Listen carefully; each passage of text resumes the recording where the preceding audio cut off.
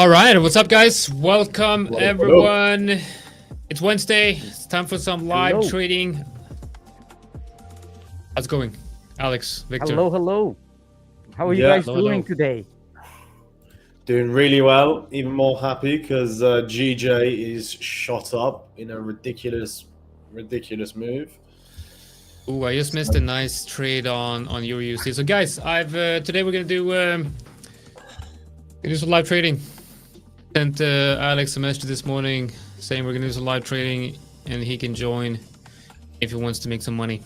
I said yes, I want to make some money. I don't think that's exactly what I said. He's actually doing it. Yeah, that was what I was going to say. There's something different to that as well. Did I? Let's see. Did I? Good for the good times. Yeah, right. Yeah, you said. Yeah, right. Nothing like a little dopamine rush. Yeah, that's pretty much what this is, and I think that's why we're kind of thinking about perhaps swing trading more, because okay. So what I'm thinking today is, this morning I went live on another channel, wink wink, and wow, I looked at do you see that wink? That's yeah. And okay, let's see, where's the favorite part? So I saw something beautiful in EU on the 1 minute, and we had basically. How attractive was it? Not as beautiful as the head and shoulders that you looked at yesterday.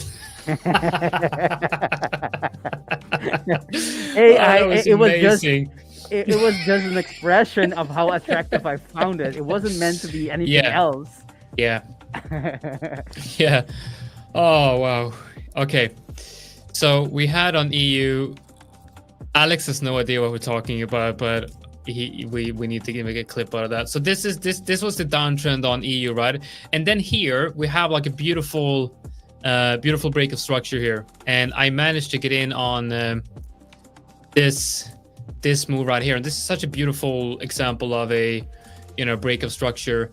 And when I'm trading lower time frames here, what I'm doing is I'm basically just applying the basics of TA, just like I'm looking at the daily or weekly or 4 hour, 1 hour or whatever. And then you can see we add fibs here. Beautiful retest right there. It's beautiful retest. Now what I did on this one was actually I played this on the 1 second chart. I know before you start screaming like 1 second chart, what are you doing? Actually, it has such a beautiful structure on the 1 second chart. If you go to the 1 second, we can see that there's just such a good flow here with you can really see the orders coming into the market, and you can see how it's like turning, and there's the market structure just fits perfectly on the looking at the 1 second as well. So you can get in and out of trades much more quickly by looking at levels breaking and that sort of thing. So when we had that move down into the reload zone, I got in. As soon as we had that move up, I saw that you had big, a lot of buyers coming in, enter that one right there. And then you started riding this trend based on the swings on the 1 second, actually. And it works surprisingly well. If you look at EU right here, we're just looking at every major low, that one right there. And then we're going to move higher. And so when we had this one right here, move stops up here, and then we continue, and I believe, and then moving stops probably up here, and follow along with this. And then we have that move it below this one, and then I think this is where it actually broke down. And this move came from, if you look at the one minute, I think I actually traded it up to this level. If you look at the 1 minute, it's gonna break up. Yeah, that's the one. You can see here that the structure that we're looking at mostly when we're swing trading is exactly the same on the 1 minute, right? You're looking at price hitting a range, breaks down, starts a downtrend, break of structure, trades back up into that where we broke below the range. And if we go to EU on current price, we can see something similar where we have a range and we broke below that range. And this is actually where we had that previous change of structure here. And EU broke below this range. And if you're looking at this and you're thinking, well, maybe we can trade this, trade this as a, breakout trade. Obviously, we're a bit too late. And that's what I meant with, I missed this opportunity because I would want to just have gotten in on that break to the downside. So that's what I'm going to be doing here. I'm going to be focusing on, I'm going to be looking at a couple of pairs, but I'm probably going to be mostly focused on EU and GU, depending on where the opportunities are. News is coming out in 6 minutes and a few seconds. What's that? What is it? Is it manufacturing? No? No, that's ADP, non-farm employment change. ADP, right. Yes. Not NFP, ADP. Non-farm. I was like, as soon as I said non-farm, I was like, this is not the non-farm that I know. No, this is the pre-farm payroll. This is the pre-farm. Yep. Today we have the pre-farm payroll. No, it's the ADP is man. What is it? Can someone help me out? It's ADP. Can I think for a minute? It's I forgot about it. I forgot. It's the payroll numbers. I believe I'm not sure if it's from the government or not, but it is the numbers, the change in employment based on the payroll. And ADP is actually so what's the difference? The payroll company. That's right. ADP is the actual company that is sending out the money. Right. Okay. Or you know what? Let's focus on price action.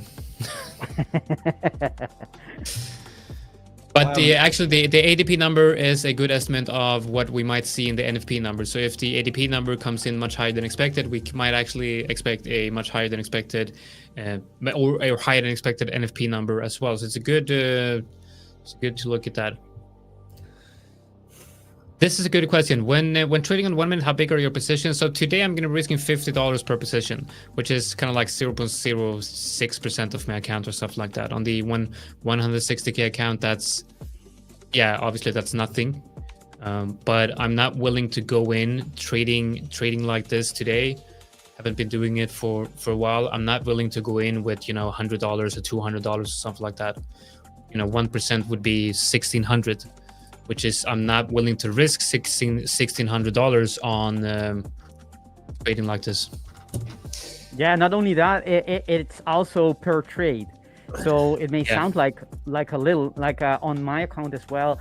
I also trade with a risk of $50, which sounds, it may be not much for many people, but it's if you take multiple trades in a day, then it can accumulate to be something much more significant. I took this trade in the morning. This was a beautiful trade. I took this one in the morning. We had GU dumping, and I looked at this right down to support. Look at this. This is on the 1 minute, right? And we had a move into the reload zone right here. Bullish outside bar, entered on that one, and then ride it up to where the dump happened. So we had lots of volatility this morning, and I'm hoping that we're going to see some similar volatility now during this session. And I think for me, at least, what's going to be most important now is making sure that I take, simply put, I'm not going to be stupid. That's my main goal for today's session. Gosh, that's going to be difficult. I think you're not muted, Alex. We can all hear what you're thinking. Be careful though. I'm gonna bring up that comment I shared in WhatsApp if you're not nice.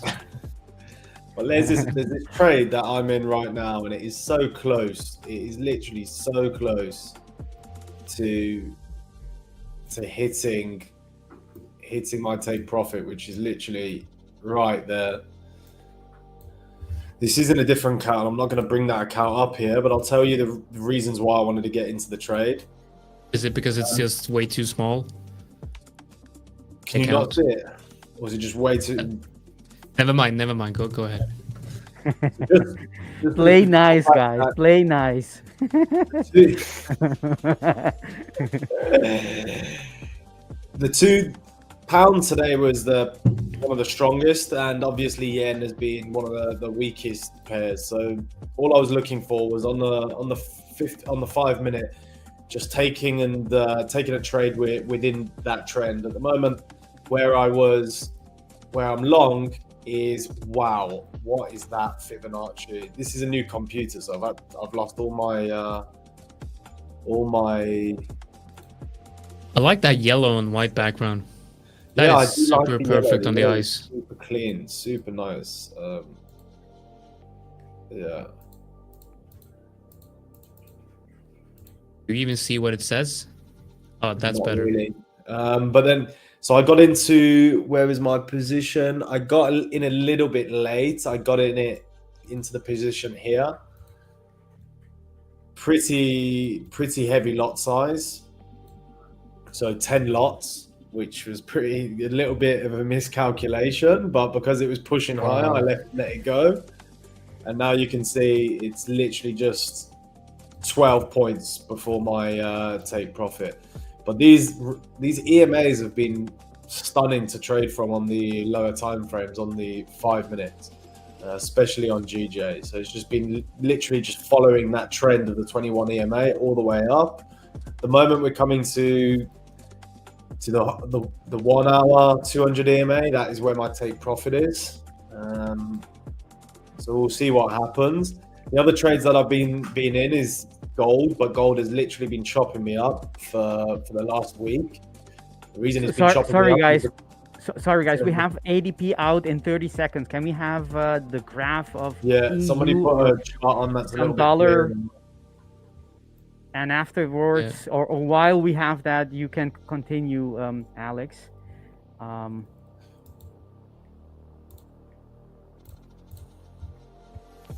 Let's see if it moves the dollar.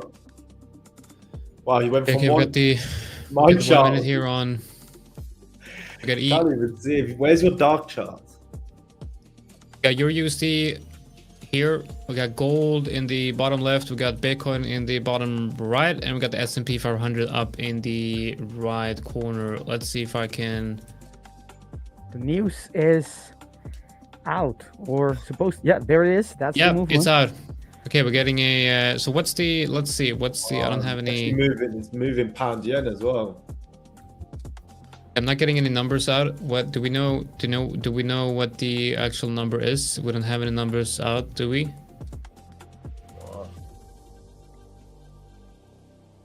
It's worse than expected. Yeah, worse than expected. Much worse than expected. Okay, this is interesting. So ADP means that it's lower than expected. Means that the economy not doing as good as people expected in the US, which means that. That's actually what dollar and that's what the Fed wants to do. Euro dollar. Okay. Yep, definitely. Okay, so we're probably gonna go long. Probably want to look for longs on EU. See, I wouldn't. Right. Okay. There's nothing. It's all stuck in a range. Everything is just ranging. On, pound dollar, euro dollar.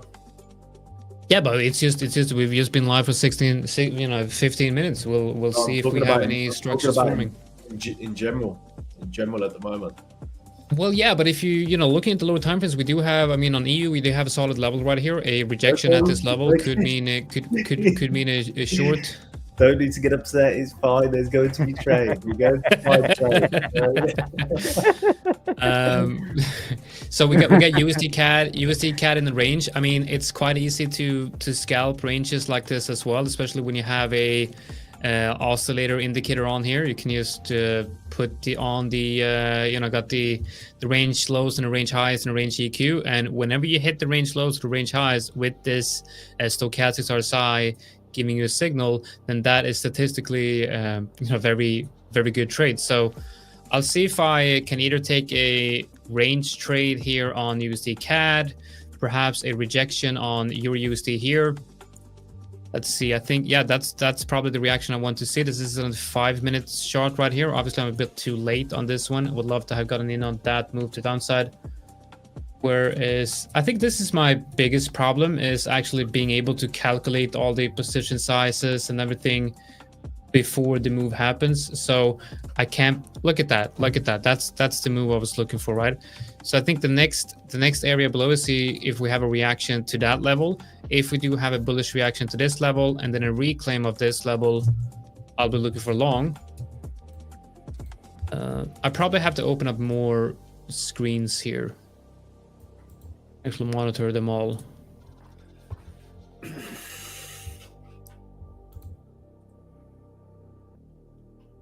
Should we look at EURNZD? Yeah, I quite like EURNZD.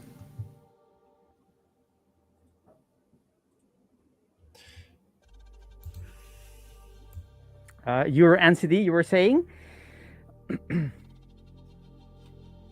Yeah, I'm just trying to get a feel for. So EURNZD is in range here. So the whole market is just ranging. It's like everybody's starting to go for Christmas holidays and stuff. Santa's coming, and they just everybody's leaving the market. It's just nothing happening. I think it's just NFP though. You usually have a slow market pre-NFP. People are waiting for numbers coming out of the NFP. Because we do have a move here on EURUSD. Now, we did say that the news were bullish the euro, so this might be a good opportunity to get in on a trade on euro. Stops down here. There's a really nice trade on gold. Might want to just a retracement before you actually get into it, but it's really hit the bottom of that range. It's got a nice reversal pattern. So taking it to the top of the range might be a really nice trade. Need to see some of the levels come down a bit. Yeah, and there's also on gold. Speaking of gold, there is on the daily time frame a quasi we discussed a few days ago. I think on Monday, or maybe it was yesterday. But there is a daily quasi there, so that's an opportunity there for some retracements lower, but of course it's on the daily. So yeah, it feels to me it's in a reaccumulation range. It actually feels like it's not actually, everybody sees that pattern, you know, everybody is expecting gold to go down, and it's like if it was going to go down, it would have gone down by now, you know. It's just not, it's just ranging. So for me it's like I'm not sure. Yeah, to me, the quasi is there. That's for sure. But in the current area, it's not very attractive for me to look for a short yet. Either it needs to there is a let me can I show my screen in the meantime? Jonatan, you're in the middle of showing something, or can I show my screen? Yeah, okay, sure. Thank you. Go ahead. No, what I was gonna say is that of course we do have that quasi here, and for anyone who's our markings from earlier, right? This is on the daily time frame. That is the left shoulder, the head, the break of that neckline, and it did retrace beyond the 50% retracement. So it looked like very interesting for a short as it was going up, and however, to me it's not as attractive, at least not in the current price level. I would like it to either give me a signal in that daily order block it left behind, but preferably I wanted to interact with this order block before I start considering a short. So currently it does show a quasi which you know is a reversal pattern, but I'm not participating until it does something that attracts my attention, and it hasn't done that yet. Nope, it is just playing around, not doing anything. I've chopped up a lot of money actually in this range. And EU, despite the number being despite the number being good for EU, it's still very weak. It has been all morning very, very weak, not able to break any structures whatsoever for a reversal to the buy side. And I was looking because we are interacting with the upper border of this daily bullish order block. I was looking for, and we do have an area where price might have at least some kind of a buying pressure coming in, but I'm not seeing it yet, right? What I mean by that is, if we consider that we do have an order block here, right? That's the bullish order block that prices buying came through during the Asian session. That area we're still testing, right? And on the 1 hour and also on the 2 hour, actually, we do have an area that was previously, shown buyers pressure coming in. So it is an area that is likely that a price will have some kind of a reaction. That's enough for me to look for a reversal. And if we look at a 5 minute, this would be the area. However, it already invalidated the area by closing below the designated area. For me, just to close on the 5 minute, that means that I'm not going to be trading any reversal patterns that comes out of what is to the left. So it needs to either show or show another reversal pattern, and it hasn't done that yet. The neckline for the 5 minute is up here. It hasn't broken it, so it's weak upon weakness. I'm going long on GBPUSD here. Okay, there is a setup.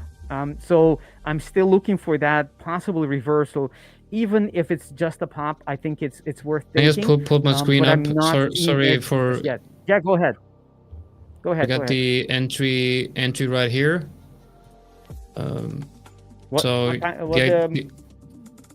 GU?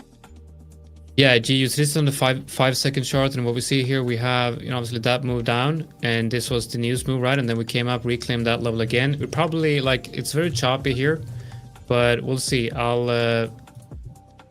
get out of this trade if we continue lower.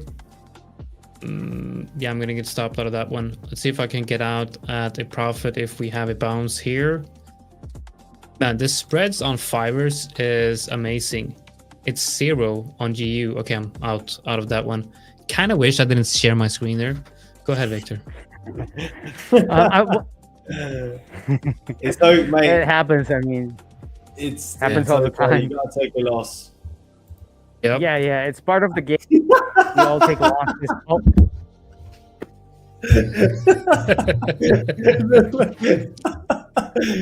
Oh god. 5 second, Jonatan. That was a 5 second chart you said? Yep. Let me. Why is he laughing? Oh my god. That's fun. Let me show you my my 5 millisecond chart. I got it right here. I'm gonna put it up. 5 milliseconds. Of course, I don't have a 5 millisecond. Everyone asking who trades the 5 second. Jonatan does. Well, no, honestly, no, I was laughing at the fact. I wasn't laughing at that fact. I was laughing at the fact the reaction afterwards. You're like, oh, that was what I was laughing at. But I don't see anything. I don't see anything that's gold already moved. So there's nothing really I see is that I would like to jump in. Everything is mainly ranging. Pound yen is playing around with me at the moment. That's it. There's nothing really. Let's have a look at Bitcoin. Bitcoin was in a nice little range though. If you have a look at Bitcoin, this might be something quite interesting. Oh, it's already broken, but yeah, that could be a nice trade. How much is that quickly before it goes? Well, I could put 1 Bitcoin on there and it's not going to do anything. Oh. Do you know that box the box that says, do you actually want to do this position? When you've got a new MT5, that just came up. It's not a bad idea to have that one. Like, do you really want to take this trade?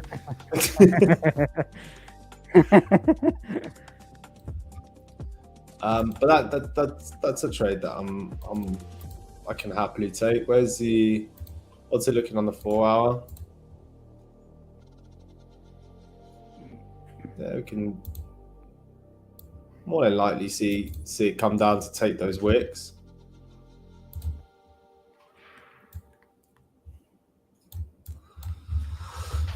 Let's have a look. Sorry, Victor, I'll let you continue. That's fine. I'm trying to get into a trade as well, and I'm trying to show my screen just in case I do. I don't think I will enter. I need to see if there's enough reason for that.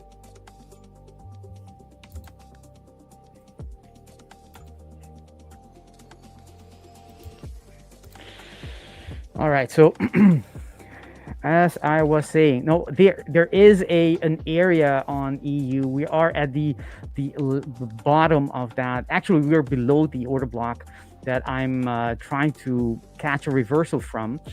I'm not showing my screen. I know. I'm not showing my screen because, all right, because actually the analysis hasn't been done on the MT5 terminal. So I can't show it here, but perhaps I can look for the reasons, right? We do have the order block here that is being violated as we speak, which is this order block. Let me think. I think it is this one. Is it? Perhaps because of the price feed, it's not as visible. So we are at the bottom of that order block. And if we go to a different time frame, those two yellow lines are the box or the order block, and we did have a reaction as we came into that order block. We did have that reaction, but it's very weak. It didn't break any structures, only on the 3 minute and the 1 minute, which is not really that much. On the 5 minute, it hasn't broken anything since the neckline is up here. Right, so it's very weak. I was just saying that it was very weak. It is very weak and has been all morning. However, the order block is there. So if it does form something in the correct time frame, which would be the 3 minute time frame, I would be able to take it. So if I zoom in, I might be able to take a trade from this. I am trading it from a different platform and copying to this one. So you won't see my anything that I do. Let's see. You won't see my cursor moving because I'm actually taking the trade from a different platform, as I said. I'm waiting for that. Let's go to the minutes.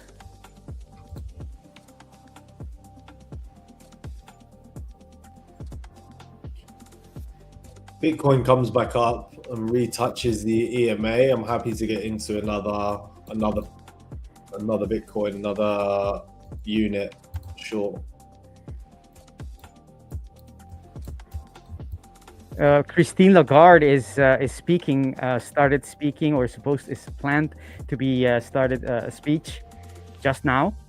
So that may be the reason why EU has printed that bigger candle. Yeah, I don't think now is probably not the best time to be trading the lower time frames, if I'm going to be honest. But I guess, if especially not with I'm waiting for price. Yeah, I'm waiting for price to show me that it has something. It is forming that reversal pattern, and it isn't on the local area. We are in a quasi from the left. So, but I still want to see more information because I want to have a clear signal that an attempt is being made for a reversal, and I don't see that yet.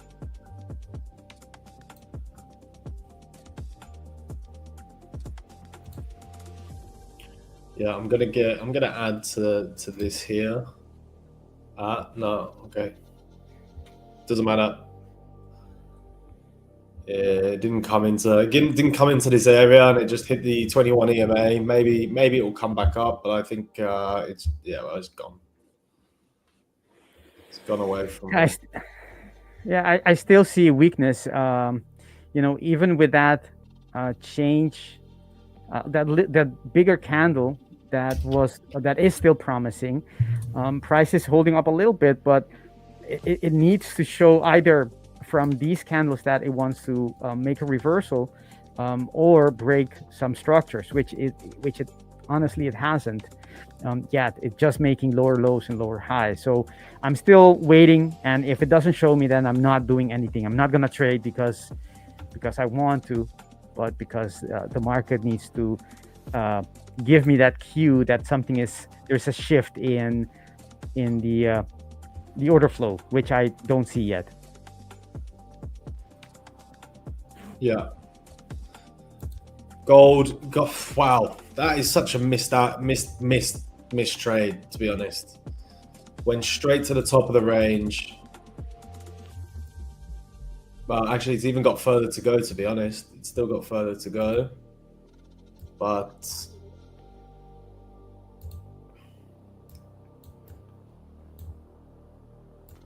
yeah, it's disgusting. I don't like trading ranges at all.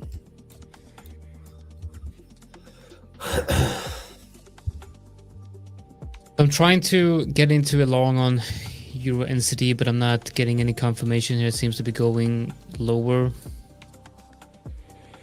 I see weakness in euro dollar. It had a nice reaction on that start of the speech of Lagarde. That could be like a little catalyst. Just the fact that some news coming in, some volatility coming in, that might be what the market needs to start this reversal from this H4, H1 order block area. But it's still very weak.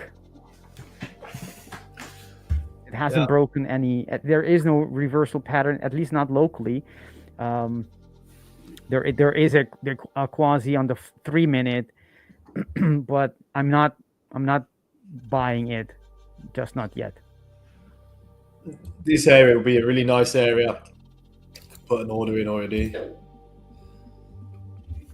If we can just slowly grind up and take the order, then it'll be hit the trend line, hit the bottom of the range.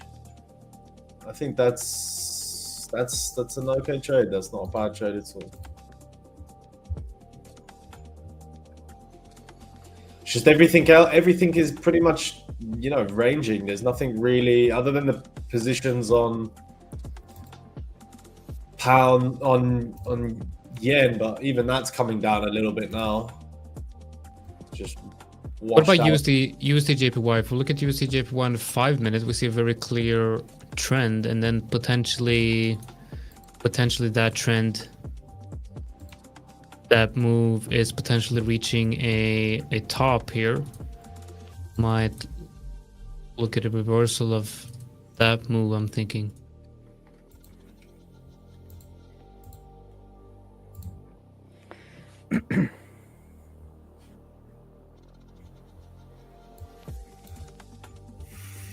Let's have a look at the pound yen.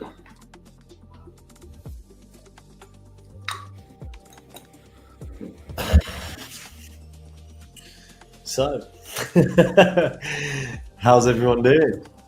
Yeah, this is fun. Yeah, Louis, I can see that. I'm floating quite a few thousand on GJ at the moment, and my take profit is at 1960.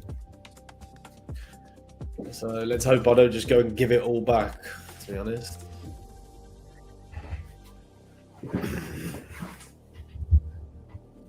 Gold looks like I will not working in TA. Do nothing by me, and I'll give you better returns. That is a good comment right there.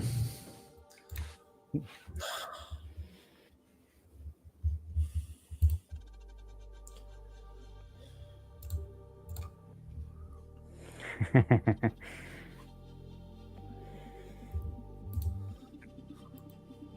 feel like I'm just waiting for something. Well, when everything's stuck in a range, there's not really much we can do. There is. Oh, we can still trade range though. What chart was that? Can you go back? Like what is that? Is that GJ? Yeah. Nice. Okay, that looks actually pretty good. Yeah. So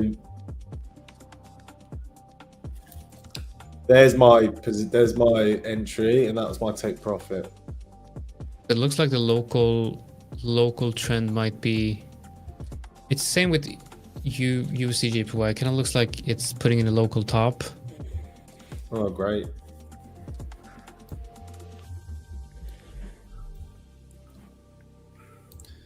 We'll see what happens now because it's come back onto the EMA. That better hold. That better hold.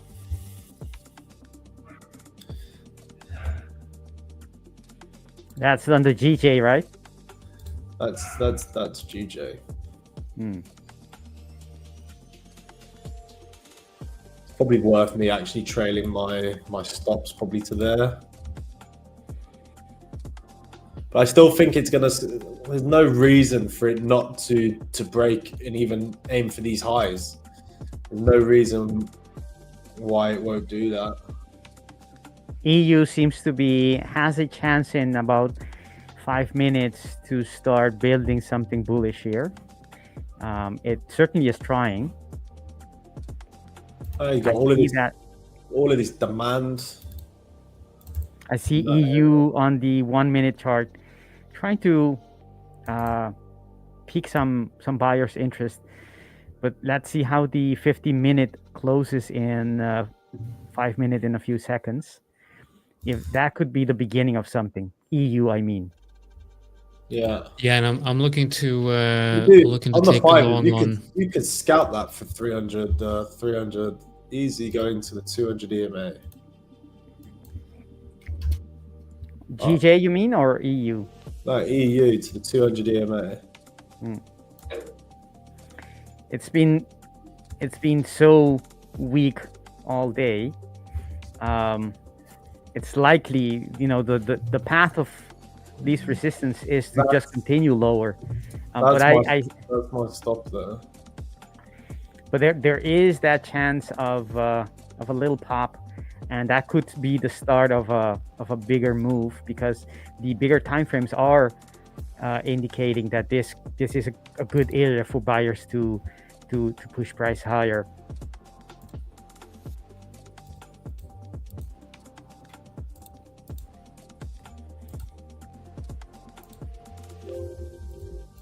Yeah, I like this kind of is basing out, not breaking lower.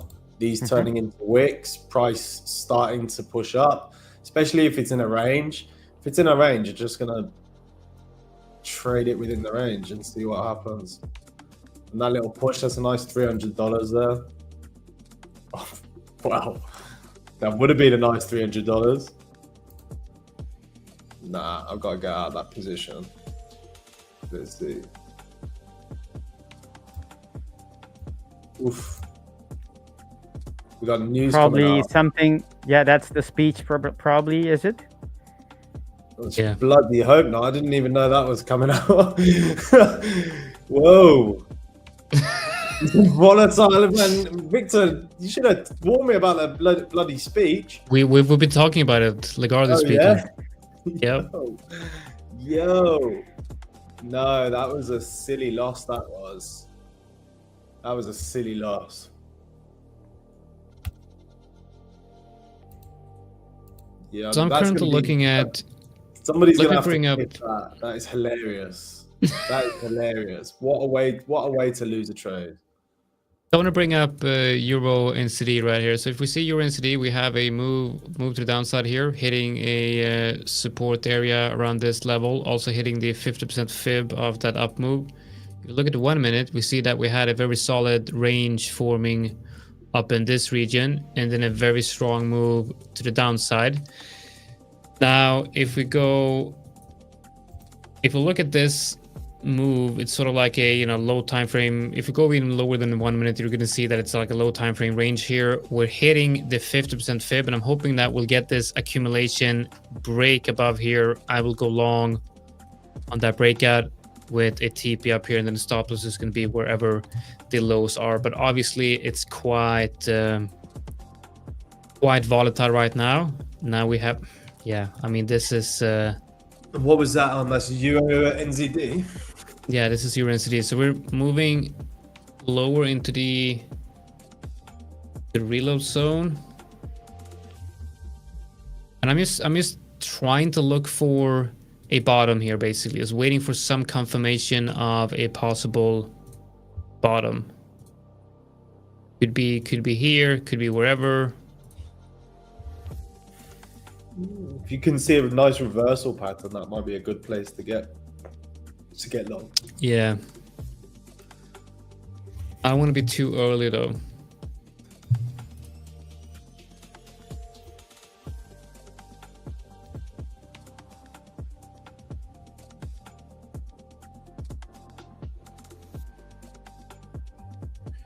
It was a good that I got out of EU.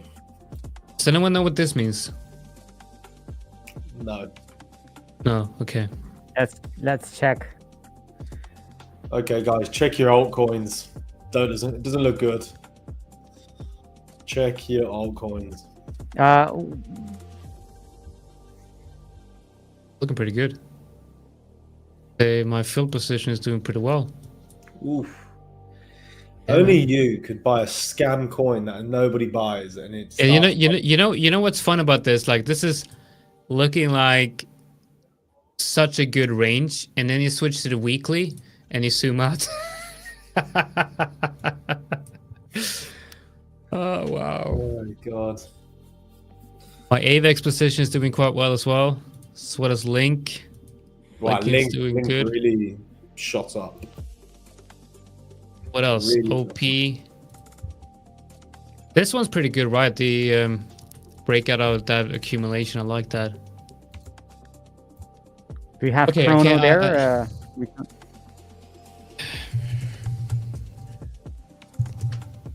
Take a look. Need to have one eye on EURNZD. All right, so it looks like it's potentially going to be breaking out here. This looks good. I'm going to look at credits. I think credits. There was a crypto product called Credits back in the day. Credits? That I invested in. Never heard of it. Right, there it is. Credits. What is Credits doing? Oh, okay. Nice. Looks like that was not my best Credits investment. is in ICU. No, yeah, maybe. Let's see, where are we? From the listing price, from the highs to the lows. Well, only 87%. Not too bad. I mean, still, the upside potential is huge, obviously. Yeah, that is true. What would it go up to if it went to all-time highs from where it's at now? What would be that price? That'd be 3,000%. See. Oh no, it'd be even more. 70,000%. About almost. So I mean, there's definitely upside potential. You could just here. put in $1 and just forget about it. Never know. Yeah, you could sell your house as well and just go all in. You could, yeah, but we're not going to do silly things like that. Wouldn't recommend doing that. There's other things you can sell. Yeah, I think I've got. By the way, for those of you asking about the raffle giveaway, the raffle giveaway was done yesterday. Yeah. Yesterday's live stream. How was the guy for the community for, gosh, Brazil. Pedro. It's not for Brazil. Pedro, yeah. Portuguese. It's awesome. Portugal. Portuguese. For the Portuguese. The Portuguese-speaking community, which is basically Brazil, I guess. Like 95% is Brazil, isn't it? How many countries speak Portuguese? It's like Brazil, Portugal, and like a couple of countries in Africa, I think. Oh, really? But yeah, Pedro was awesome. Really nice to have him on. We're gonna have him on. We're gonna have him on next week as well. We're gonna be live trading the CPI. That's gonna be interesting. Bitcoin's got some nice structure.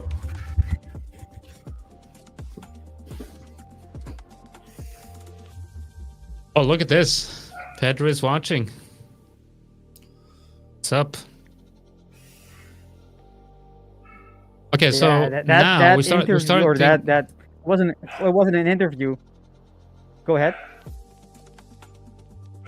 What wasn't an interview? It wasn't an interview, but the conversation we had with Pedro was fun. He talked about price action the way he yeah, you really liked when he talked about that head and shoulders. I think it's very insightful to look at. Well, head and shoulder quasi, or just the approach he had. Let's see if we can actually see, because you guys talked a little bit about, wasn't it? You talked a little bit about. Well, we've got dogs and stuff in the office. They do not stop barking. Distribution patterns and things like that. Didn't you talk about that in the conversation yesterday? Yeah, we talked about. Yes, in phase 1 and phase 2, I think, or stage 1, stage 2. I think he mentioned, but it's basically that it's part of the cycle. The price action goes in. Yeah, gotta have a look at that then. The Bitcoin put the most. Back in 21, the most beautiful Wyckoff distribution pattern ever, like by the book.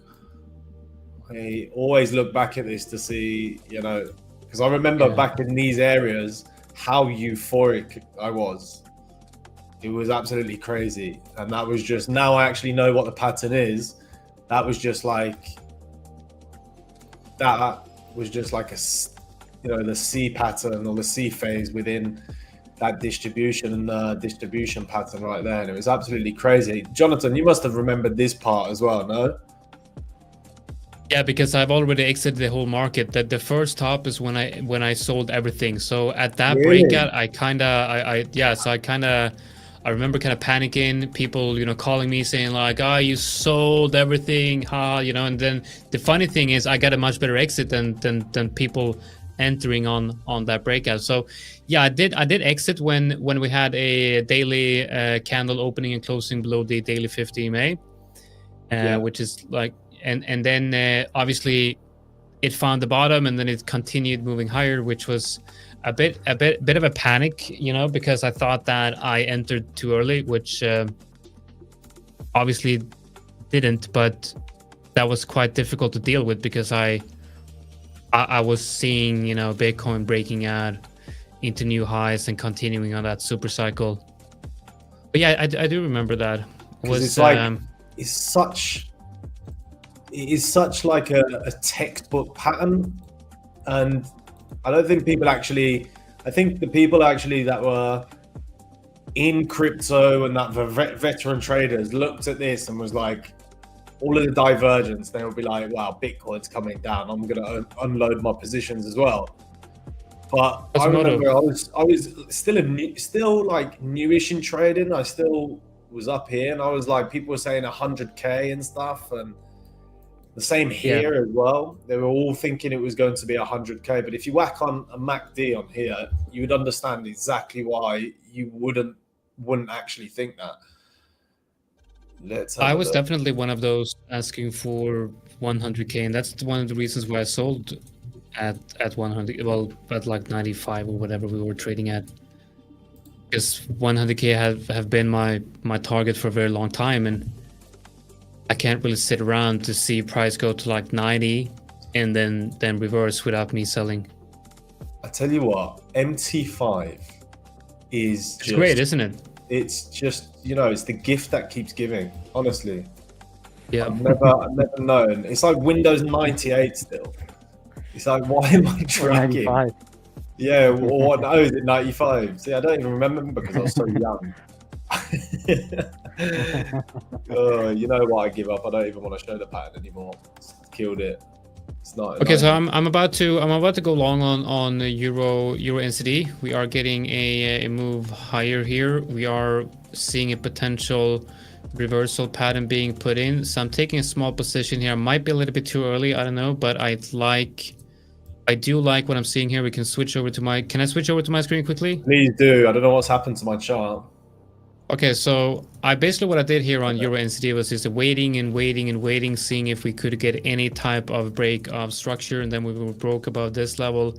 Is now again, I might be quite early here, but what I'm seeing is basically this trend breaking. Very nice. I know you're. And now you're going to say, like, I'm going to go into the lower time frames, guys. And you're going to be like, oh, the 5 second, whatever. But look at this. I'm going to show you why it makes sense. If you go down to the 5 second, you can see that break so clearly. You can see that trend line breaking. You can see how price established a small accumulation, reaccumulation, support, whatever you want to call it. And then that pushed it upside. All of this happened before the 1 minute candle closed, so you get that confirmation of a break of structure on the 5 second before all of this happening. So I managed to get in here, and then the 1 minute candle just closed up here to confirm it. Well, yeah. So before that 1 minute candle closed it, I was able to confirm the break of structure, and that's on the 5 second. And if you're looking at the lower time frames, if you have that 1 minute structure in mind, you can go in and look at like where the flow of orders are coming in, and you can look at the 1 second. You can see that if you look at the overall highs and the lows, you're going to get the same highs and the same lows as on the 1 minute, but you'll see it forming you'll see it forming very nicely on the because this is basically like trading the tick chart. Okay, so waiting and waiting and waiting for this trend to shift, and now we have obviously this type of structure. Yeah. And just like Haresh is saying, it's fractal. Everything's fractal. It doesn't matter if you're on the monthly or 1 second. I think you should start looking into trading futures as well, man. I know we've had the conversation about different types of asset alongside obviously your prop and stuff. Because if you're trading off the 5 seconds, then you should do some futures. Just for the pure fact there's no spreads. Right, there's no spreads in futures. Really? I haven't looked into the futures trading at all. That's why on futures, because you can't do that. You can't trade a 5 second chart on a CFD because it's just spreads. You wouldn't be able to. You wouldn't be able to do it, but you could do it on a futures broker. And to tell you guys about the idea here is basically, we had a news-driven move. And I'm looking for this news-driven move to get retraced up to the retest of the previous range lows where we broke. And it's a similar idea to the GBPUSD trade that we took. I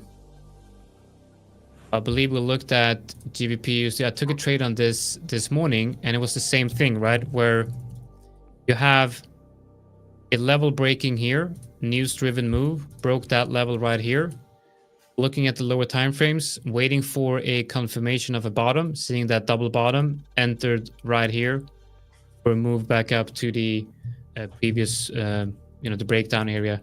So that's basically what we're watching on EURNZD right now. Same type of structure, and pound as soon GJ, as put GJ on your chart. Look at that reaction on 1 minute. Oh, it's crypto. I'm like, what am I doing? Okay, here. Wow. Nice. Look at that. Now that is a good area as well. Straight off a 200 EMA. Yeah. Nice. Let's see. Very nice. Let's see if it can break the top though, and this is just not come back into an area of supply and then a continuation lower. That's what I would be not worried about, but I wouldn't like to see that. Okay, so now EURUSD is coming back down, but this is completely normal, right? And what I do in a scenario like this, I put the fib on from that low to this high, and now we can look at the fib confluence, right? And this is beautiful stuff right here, and this is exactly what I did with the GBP USD trade. So right here, this is the fib, and we're going to be putting on, so you can see it. We got the 0.618 and the 50. Now, this is where the magic comes in with the fibs, right? Now, if you go out to the 4 hour, you see that right here is the high time frame 0.618. This is the high time frame 50. Right between these two is that low time frame reload zone. So if you go into the 1 hour, the 1 minute, you see that reload zone right here, and this reload zone is right in the middle of that the high time frame 50 and 618, which also creates a potentially a higher low after creating that higher high.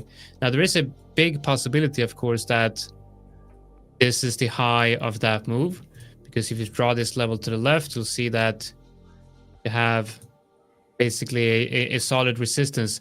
But if we can get above this resistance, there's just space between this level and that level, and this also creates a higher low, which means it creates a level where that we can manage risk and move stops up here. So we'll see what happens. Again, it's $50 on the line. You know, it's a super small trade. It's usually what I do is when I'm trading, when I'm swing trading, I'm adding to positions. One of those positions would be $100 risk with a total of $300 or $400 on a trade, and this is only 50.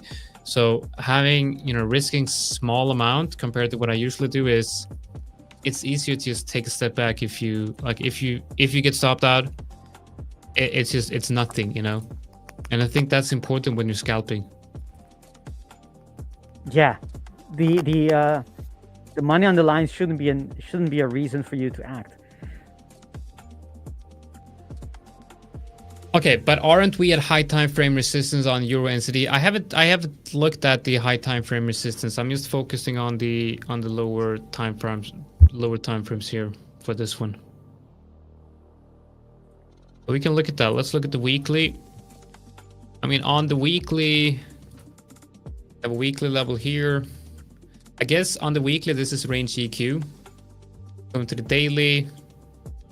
Yeah, this is definitely resistance on the daily. We can look at the 4 hour as well.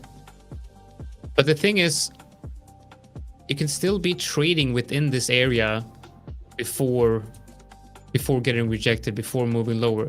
The thing that really made me interested in this trade is the fact that this was such a strong and impulsive move based on a news event right down to a support level. And usually when you have moves like that, you're going to get some type of reaction, and that's exactly what we got. This is that reaction that I was looking for. Now hopefully we'll see continuation of this reaction, which not very likely, but if we do get that, then you know, that's the trade. But we'll see what we get.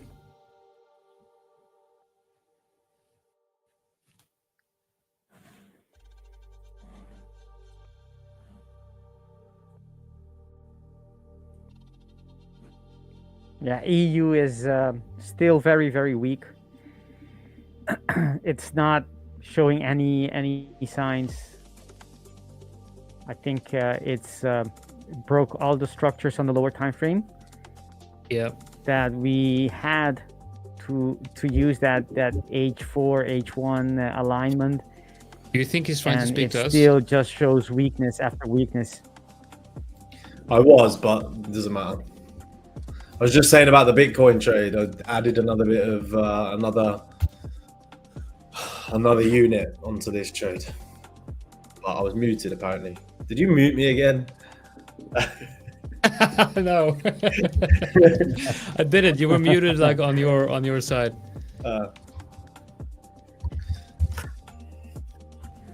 Okay, EURNZD is getting very low to very close to my stop loss. Can I go NCD USD long for swing? So, dude, like, yes, you can. That's the short answer, right? You can do whatever you want. Yes, you can do whatever you want. Should you go long? Let's look. NCD USD long. Okay, so honestly, where's your stop loss? Where would you put? So where would you enter? Where would you put your stop loss, and where would you put your TP? Because honestly, it's not like it's not a terrible idea to go long here, but maybe you want to see some kind of confirmation because there's a lot of selling pressure coming in here. However, I like this range. I really do like this range. If I would definitely be interested in potentially going long down at these range lows, especially if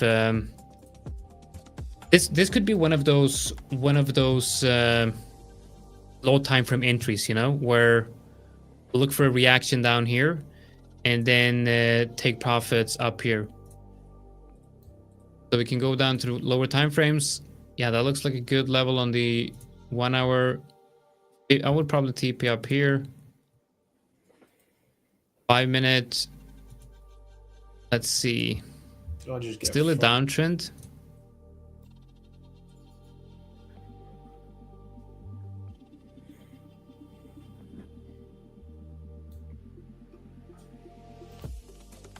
Yeah, I don't know, but it would be helpful if you give me some more information on the trade you're trying to take or want to take.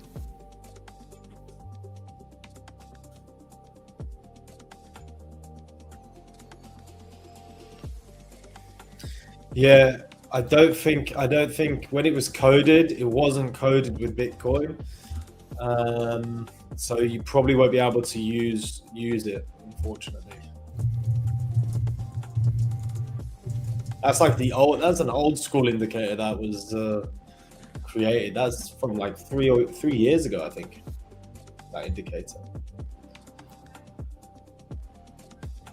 Okay, so I got stopped out on EURUSD, so now it's 2 stop losses in a row. So now I have to take it a bit easy. Smashed today. Well, somebody needs to really do like a clip of me going long 10 lots on Euro, trying to get 3 pips, and then you doing the trade on the 5 second. That would be, you know. But just send it to me in private, though. We don't want to put that on in the public, you know. God forbid somebody put it out on YouTube, you know. Oh. It was a good day to scalp, though, because I have good people. Look at that. So I've decided that carry on. The best days for me to to do these low time frame trading is when I can't find a swing trade. You know, if I have a bad read in the market from a macro point of view and I can't find a swing trade, then just trying to force a trade, it's better to just go into lower time frames, trade with low risk, because there's always going to be opportunities on the lower time frames, I believe. It is, but as long as you're not impatient because of your macro, the time you waited for your macro picture, right? Let's say you waited all day and there's nothing there. There's almost something, but it isn't triggered. Doesn't give you that confirmation, and you're kind of frustrated. And when you get to that lower time frame, that wouldn't be a good mindset. But if that's not the case, then yes, I think lower time frame you'll have a lot more chance to see a valid setup, to find one. So it makes sense.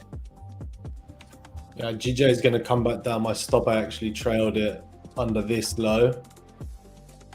I think he might take me out though. It looks like it's going to take me out after that engulfing candle did that.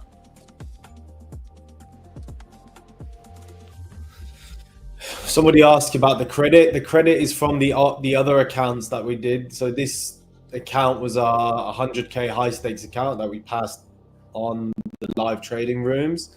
And the credit was the profits from the previous accounts. Come on, push up, push up.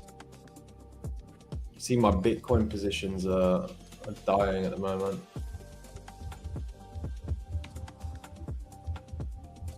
Pretty boring market today, I must say. And it's not only because I've been stopped out of it. It's generally. I told you it's quite flat. I've been trying to, I've had some really over the last few weeks, some really nice trades on gold, and then now, it doesn't do anything. It just stays in its range. Yeah.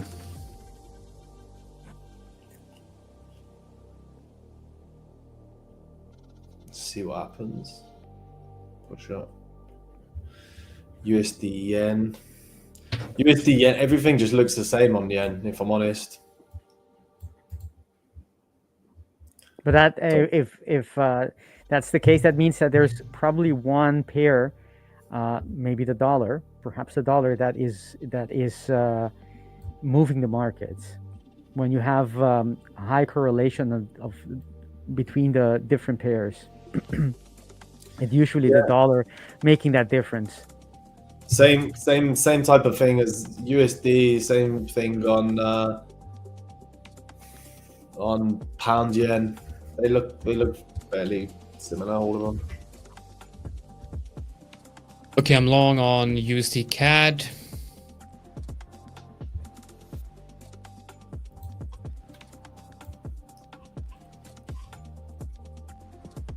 Look at that bounce though, straight off the 50 fib.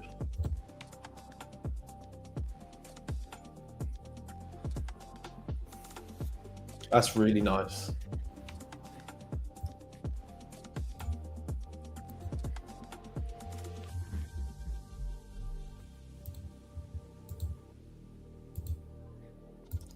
Look for that as maybe to take the high. That's on a daily though.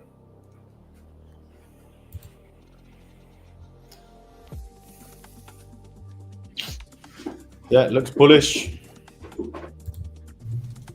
Looks bullish.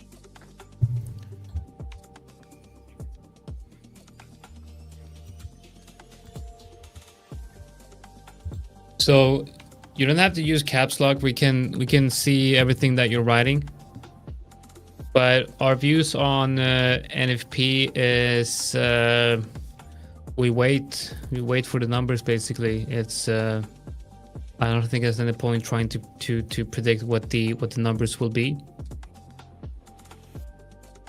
My views are non-existent. They are.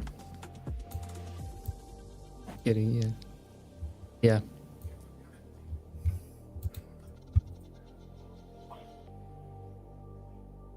We got we got CAD have today.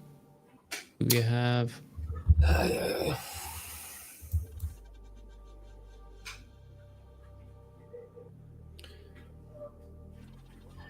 it's a good place to get out in all fairness, but it's a shame that it just front run the actual overall target, because it was left a good $2,000 on the $3,000 on the board. It's about to take me out. No way. Yeah, boy. You still, oh god, there you go. Roller coaster. GJ for you.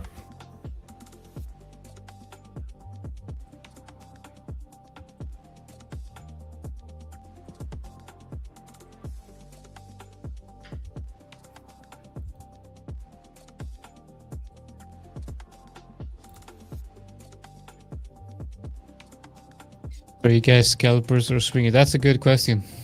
That's a I good wouldn't even question. class a scalper.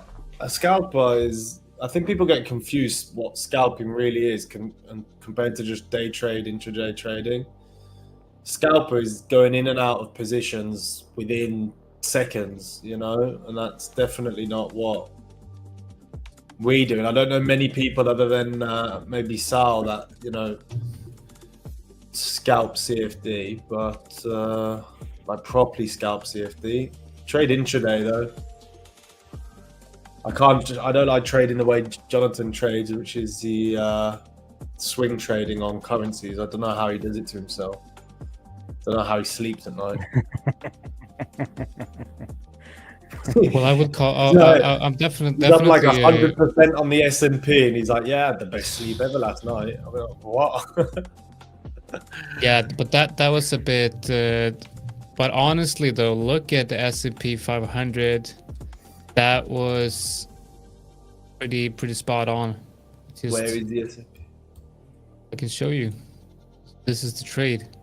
There was a massive trade. You're still in it? No, apparently I sold here, but I think I made 30% on that trade, on the account. So I'm done.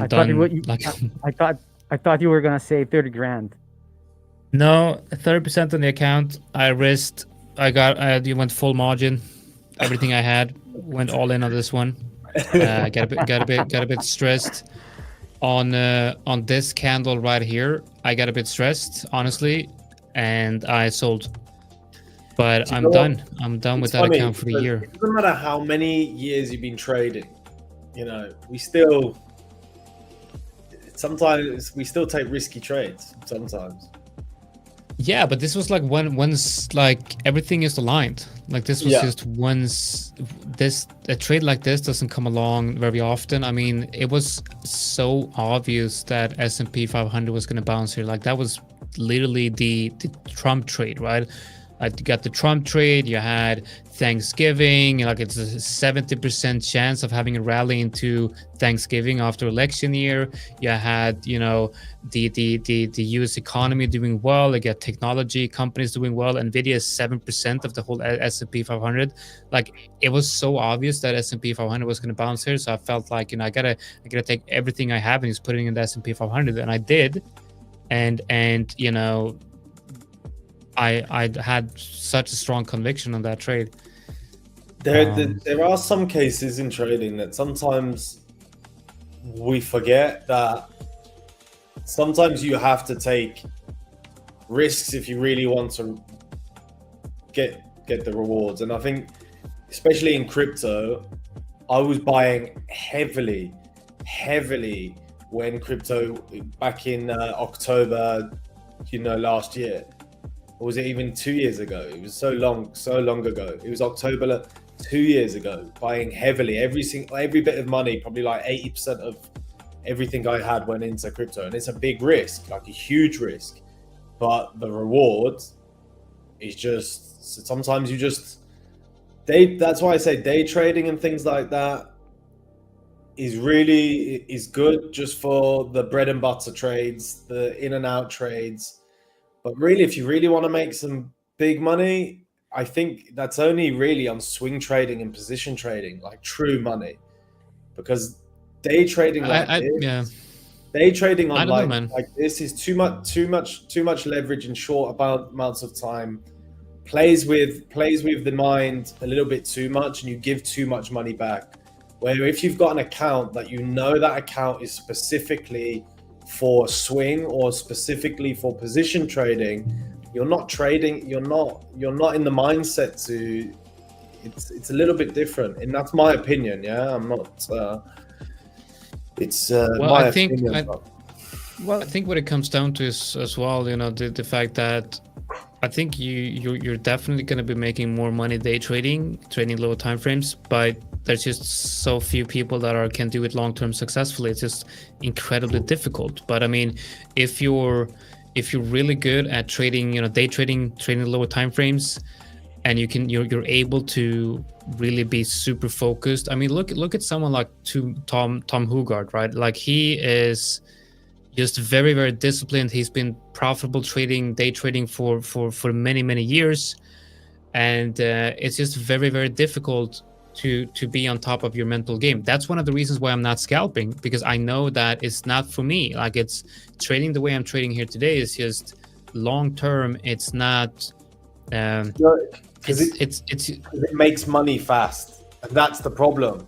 It makes money fast, and that those feelings that making money fast create and the changes that it makes, it's bad. It's actually not that good for your trading unless there is too much dopamine when you're trading large positions on small time frames, and unless you're used to it, and unless you're seasoned and you've been doing it for a long time, you can get into a bit of a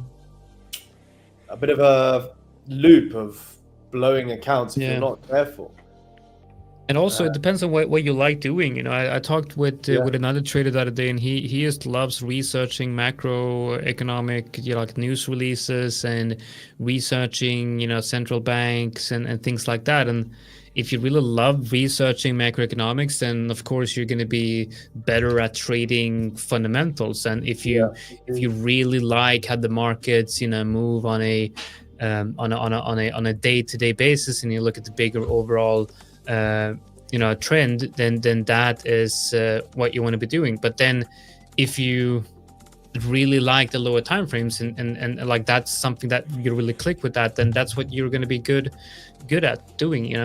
That's the thing, though. It's like, is it something that you like, or just something that is better suited to you? Because for me, I prefer not to just be staring at the charts all the time, and that's, I would like to maybe turn some of my strategies into swing strategies, but then again, it's I've got accounts for that, and then you got to do stuff that is actually congruent to your personality as well. That's what I'm saying.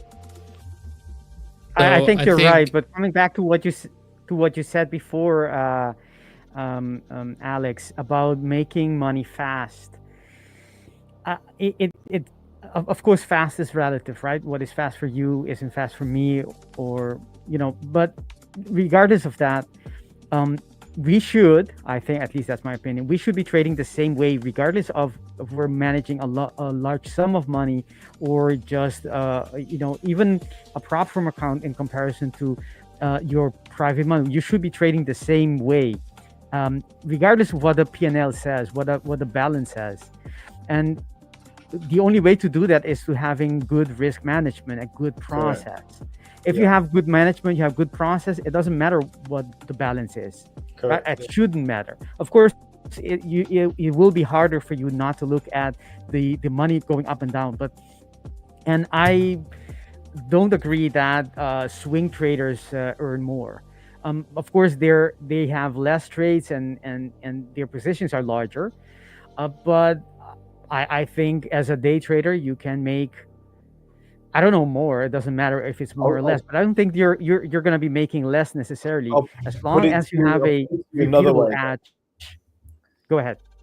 I'll put it to you another way. I agree that you can make a lot of money day trading, and the difference is that you can also give a lot of it back very quickly as well. So it's very fast get and fast go, unless you are super picky. And to find somebody that's super picky with the trades that they take on a consistent basis, then that's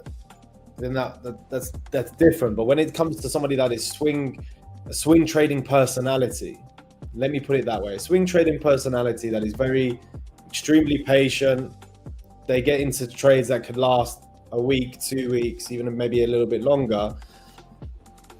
I don't see them giving back as much money as I see people giving back when they day trade. And that's stuff that I see. That's what I'm saying. I think there's I see that. But don't forget, most of the people that I see, though, they're not seasoned traders. As in, when I say seasoned trader, somebody that's been trading 5, 6 to 10 years plus. I'm not talking about those people. I'm talking about new traders to to the market, new traders to prop, and most of it comes from actual over leveraging, getting used to big numbers too early on, and that connection between numbers and dopamine starts to happen, and then they come to the big numbers just for that rush, and then when they see a little bit of success, suddenly they keep pushing that leverage, and that blows them up, and then it goes into a big circle. And I speak to a lot of traders that are like that when they're early on in their journey, and I wish for those traders, if they would only start on higher time frame, get used to higher time frame with the same risk. They can put the same risk on, but obviously the lot size is so much smaller because obviously their stops are stops are bigger, and it gets used to them. They get used to understanding how to use leverage. Then when they first go into trading, they're using leverage totally wrong, and they get this buzz from it. And that's really detrimental to their overall development as traders. So that's where it's coming from. We had a question here I see asking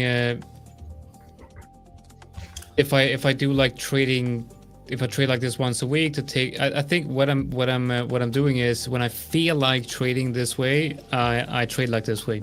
It's just that it's basically I need to for me to be able to trade like this, I need to feel like I'm in the right state of mind to trade that way.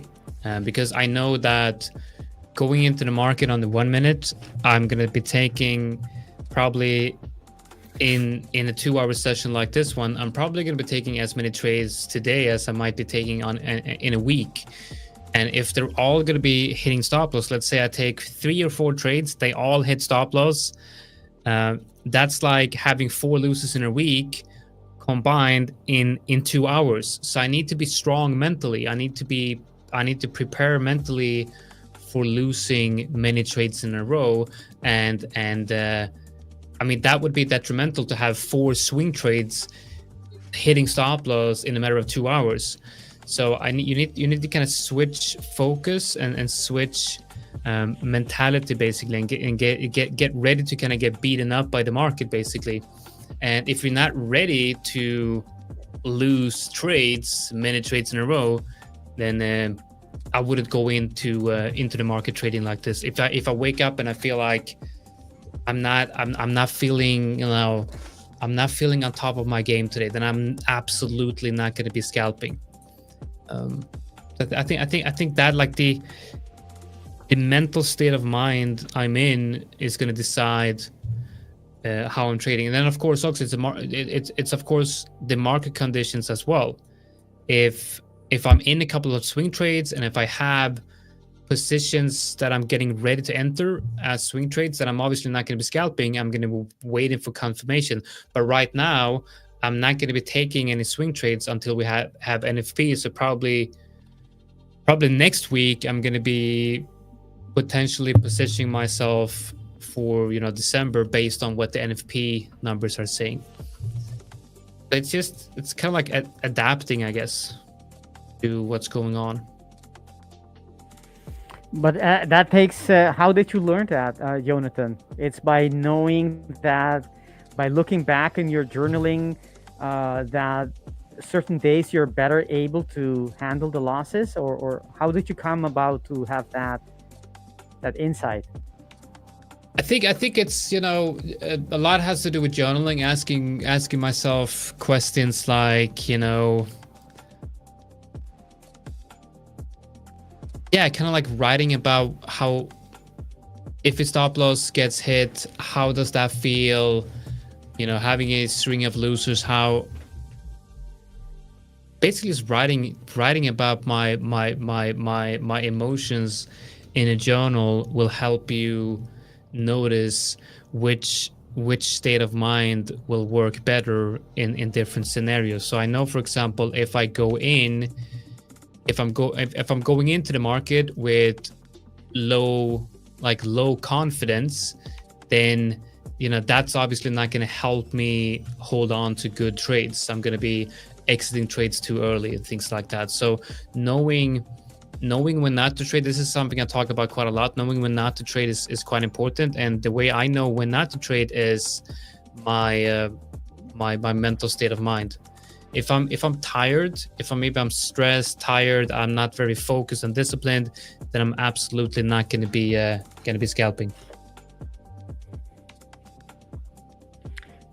That's I think that's important. Yes, to have a periodic moment where you gauge yourself. What kind of mindset are you in? What kind of emotional state are you in? And how is it enough, or is it leveled or balanced enough for you to be trading or not? I think it's super important to have that that gauge or reflection upon your awareness of your current state. It's 2 minutes before and 2 minutes after, so that's a 4-minute window. You're muted, Alex.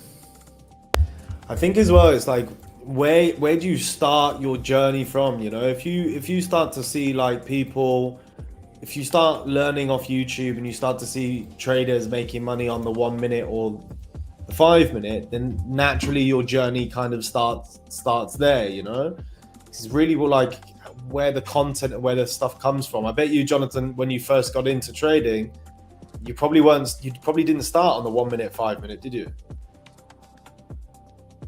No, but I guess like you start looking into the 1 minute, 5 minute. I think I did it quite early because I wanted, like, I was interested in the idea of day trading and scalping and getting in and out of the market quickly. So I think I did actually quite early look at the 1 minute, but that was a mistake, right? I wish I started at the high time frames. I think, and that's why I always tell people, you want to start understanding the cycles and the flows on the higher time frames before you go into lower time frames, because understanding the higher time frames is like, it's just slowly. You have more time to absorb information, you have more time to act, and more time to plan your trades. Yeah. Nice. Silver, that's a nice reaction.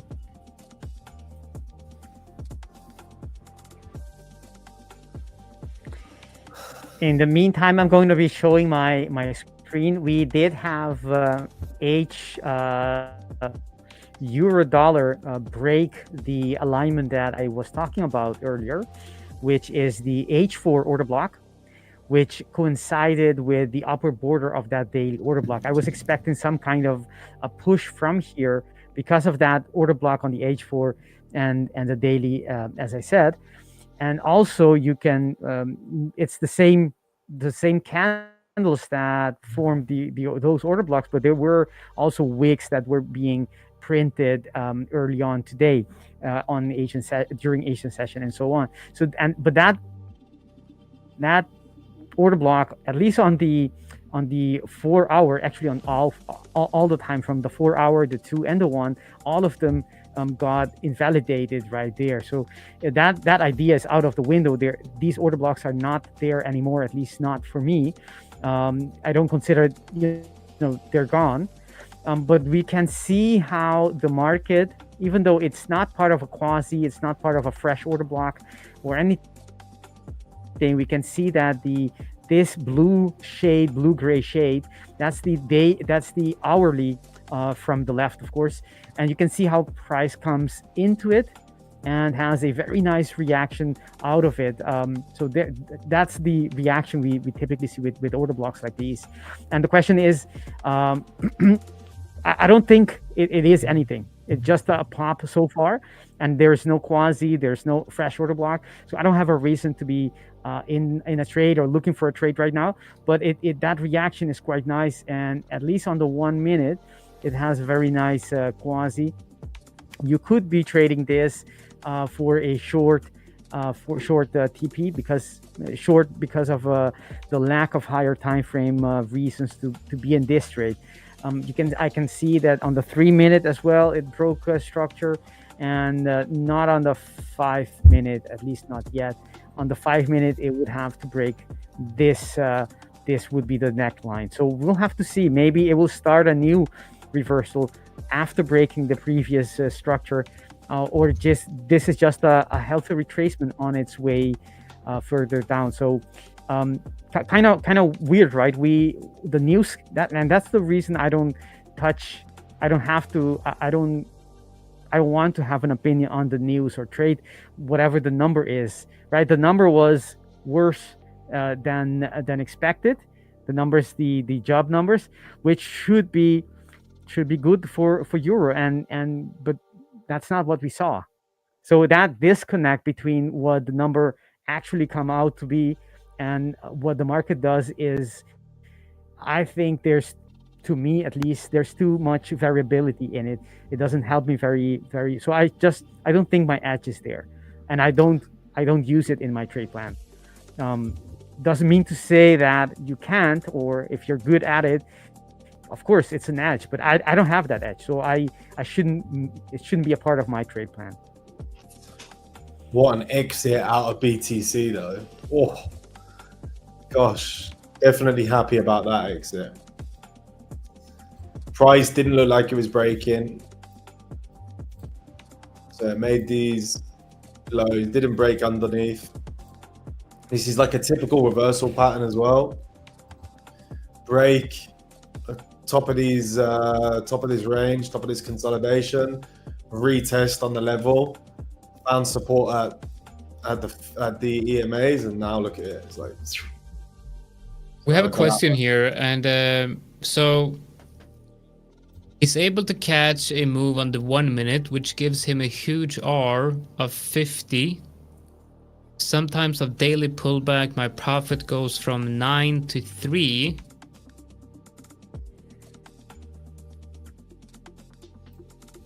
So you're basically... I think I can answer this. I mean, you're losing an insane amount of money on those daily pullbacks. You're not. So does it mean that this is an open trade? It's floating profits. 1 minute, which gives me a huge R like 50 sometimes on a daily pull. Yeah, floating. I think he means floating, because I have the same thing when I hold my high entries for days, when I upgrade them for a daily.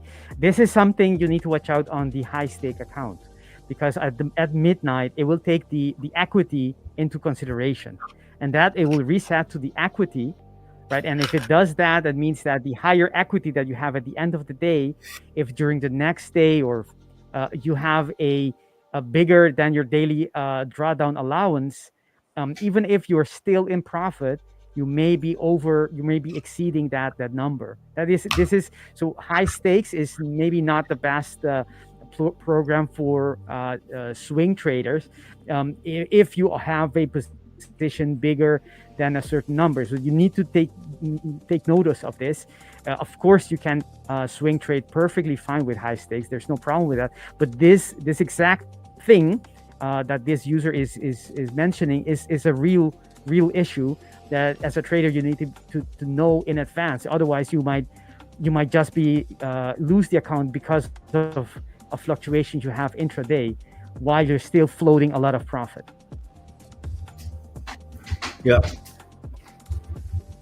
I'd go for a boot camp account or hypergrowth. Yes, definitely. All those. Yes, for high stakes, it's high stakes is great for the leverage, but the intraday trader. This instance, intraday, and actually for everything else. Yeah, actually for everything else, but for swing trade, it's still great. You can still hold it, but you have to know what the typical range is of the asset you're trading while you're going to be holding it. If the the ATR will be able to help you. If the just imagine if it takes 150% the ATR, so it goes to 100% what it does, 150% what it does normally. Just imagine if the day before it had a very bullish bar and closes at the top, and it ranges that whole 150% ATR. If that's the case, that's a good way for you to have an idea if my position is too big for my max daily drawdown limit. And if it is, then you just adjust accordingly, or you hedge. Oh, I'm about to get So taken out. I've entered a new position on EURUSD. Still looking at the same idea basically. And just to show you guys, we came down. Obviously, this was my entry on the last trade, and got rejected here, and then I got stopped out here. But what we're seeing now is obviously a consolidation area here with a break and retest, and you can look at even lower time frames. We can see the break and retest of the range high here. Look at GJ actually. Oh, look at GJ now, came down. So lucky I put my stop there.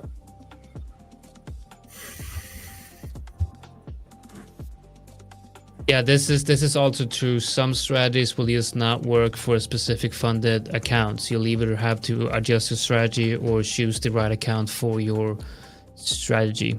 And we do have different accounts, like Victor said. The high stakes has I believe a trailing stop, right? And the hypergrowth is an absolute drawdown, while the bootcamp also has absolute drawdown, I believe. So it's about choosing the right. I'd say, for most people, the bootcamp is probably the right program. It's also the cheapest one. The thing is, though, Yeah, bootcamp's a really good program, but it's for beginner traders. That's why it was there. It was for beginner traders, and it was created to allow traders to get their, to get their foot in the door without paying a lot of money for the overall. So you only pay once you actually pass. If you're already a seasoned trader and you've already got a little bit of an edge, hypergrowth is the way to go. Like, there is definitely no other scaling plan in the whole industry like you have in the hypergrowth. Like, we had somebody that went up to $640,000 in something crazy like under 2 weeks. If you go onto my Twitter, you can see the case study that I did of him. You can't do that. The thing is, though, if you come on the live stream with these questions, you're not you're a new trader, and then the bootcamp is probably the best program for you. But if you know how to trade, you've been trading for maybe several years, you're profitable, everything's good, then definitely hypergrowth. Definitely. And then, but if you're there's a couple of comments saying that maybe the program isn't the calculation isn't right, things like that. But I think it's the other way around. The programs are there to cater different kind of traders, and it's you before you start. You need to find out what kind of trader you are, and you find the appropriate program. We have 3 of them, and they cover everyone.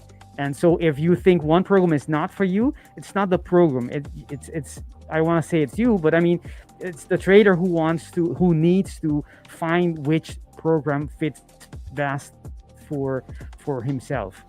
I think that's the best way to see it. It's not focusing on the program, but focusing on the best match. Yeah, and if you're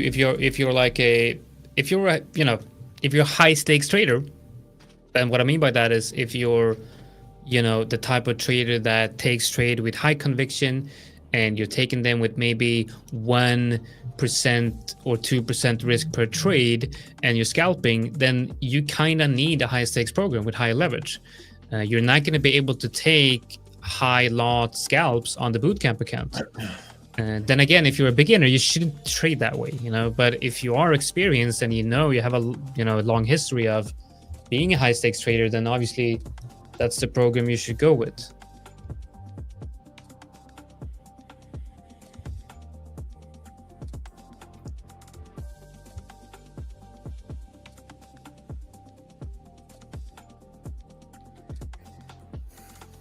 What about gold short? What are you looking at? Gold short? Lower time frames? Yeah. Top of the range. Yeah, that's good. I mean, as long as we're trading at resistance, I'm always going to say that it's it's a good idea to short. Then we can put on something like the stochastics RSI. Yeah, I have that on already.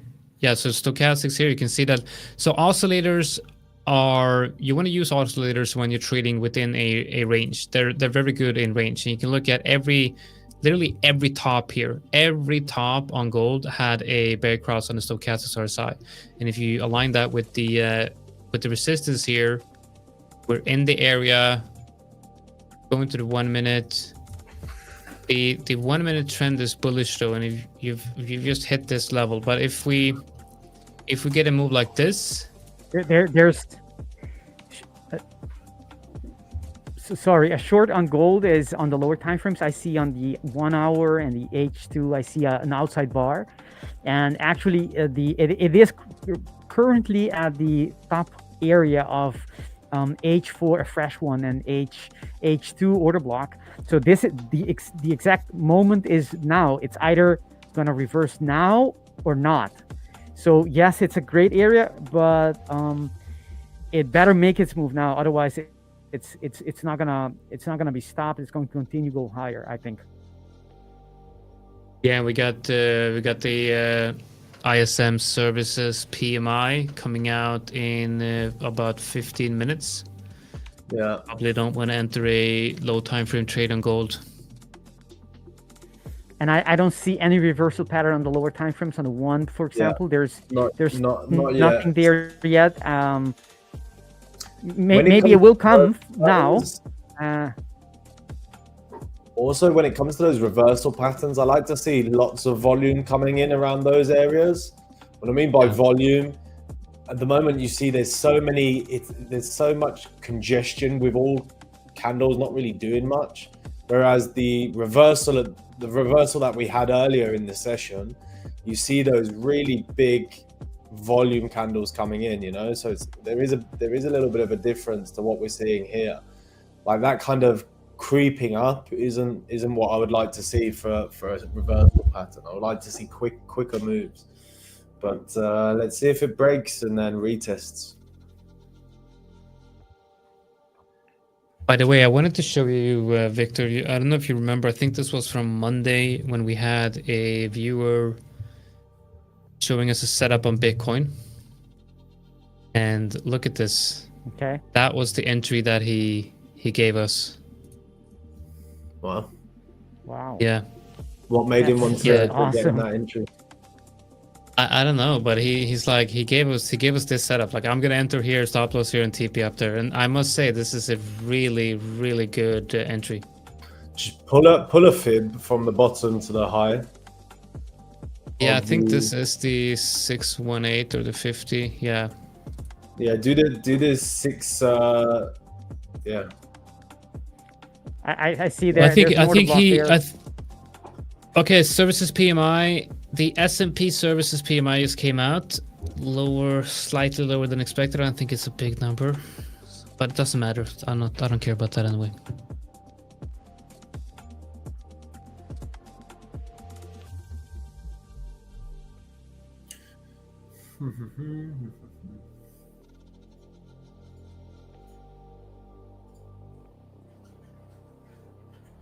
Man, time flies when you're trading. I don't know, man. We all sit down for probably like 9 hours every single day, non-stop. I can't believe how much we just sit in front of a computer. It's crazy. Yeah, I try not to sit down here. But yeah. that was your reminder not to keep on sitting. Yeah, I need to stand up. Like I've been sick for like 2 weeks, so I haven't been able to work out, and I can feel my body's just, especially my shoulders. My shoulders killing me. Yeah. Got a new computer as well, and the computer it's quite a large computer. I used to have my other computer on my desk, and now everything is like on the floor, so I can't pull up the desk, which is awful. So I'm gonna have to to rearrange stuff here. Oh, you can't pull a desk up. Alex, stop complaining. Become a software engineer, and those 9 hours are going to be rookie numbers. Do you know what? Fair enough. Fair enough. You know, I give you that one. The thing with trading though, like if I want to, I can just go out on, you know, take a quick walk, you know. So it's like we honestly, like, we can't complain. This is what are we doing? We're here having a conversation. I don't know if I was complaining or just like I was though. I mean, just more of a what's that word when you just like an observation? It was more of an observation. Yeah. You know? This I feel like this isn't even the real. Yeah, I can't complain either. I find all the freedom you have as a trader so valuable. It's difficult to go back to any other kind of job where you have fixed hours and that you need to fulfill. Very difficult, I think. Once you're a full-time trader, and why would you do that? It feels weird, you know, because we computer scalping instead. Yeah. I mean, a lot of people watching it probably would love to have our job, you know, being on this live stream, trading live, just having a conversation. You know, it's there's yeah, I don't know what I'm saying. I'm getting tired, man. This is why I'm not doing this every day. Like it's frustrating. Yeah, honestly, it's exhausting. Low time frame trading takes it out of you. It really does. It does. You have to make especially if you're watching the price action. There's so many times where you're thinking, oh, what price action is doing now, and you know you're always. Takes a lot of emotional energy just in general, low time frame trading. It does, because you're like, and also for me, I get like and I get like hyper focus, you know. I'm just staring at the screen, I'm looking at every tick. I'm like, okay, trying to read every tick and trying to make decisions, you know. Every minute means a new possible decision. Yeah, but you'll have information. You'll get information overload if we do that. I think you need to have a couple of rules to know when to get that hyper focus on. You can't have that hyper focus all day. It's gonna drain you out. You're not gonna be able to perform well with that. So I think you need to, not you necessarily, Jonas, but anyone trying this, we need to be, you know, knowing when to put that on, and for how long are we going to. Like have a stop. Okay, for the next hour or so, I'm going to be looking at these kind of, you know, parameters or indicators or price action, whatever it is that you need. You read the price from, but afterwards, you have to just take some distance. Otherwise, it's you can't hold it on for so long. Hold on, when's the news? Someone closed or opened something there. Yeah. Hold on, check what the news is. Oh wow. Oh yeah. Gosh.